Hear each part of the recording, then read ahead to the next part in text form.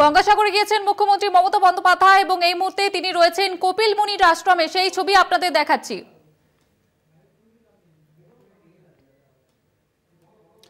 দুদিনের গঙ্গাসাগর সফরে গিয়েছেন মুখ্যমন্ত্রী মমতা বন্দ্যোপাধ্যায় এবং আজ ভার্চুয়ালি উদ্বোধন করেন।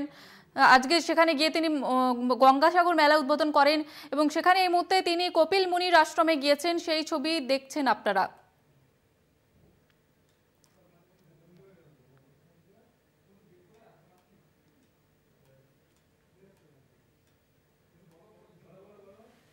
গঙ্গাসাগর মেলায় গিয়েছেন মুখ্যমন্ত্রী মমতা বন্দ্যোপাধ্যায়। সেখানে আজকে মেলার উদ্বোধন করেন তিনি এবং সেই কি নিরাপত্তার ব্যবস্থাগুলো কিন্তু খতিয়ে দেখেন মুখ্যমন্ত্রী মমতা বন্দ্যোপাধ্যায় এবং এই মুহূর্তে তিনি গিয়েছেন কপিল মুনির আশ্রমে। সেই ছবি আপনারা দেখতে পাচ্ছেন।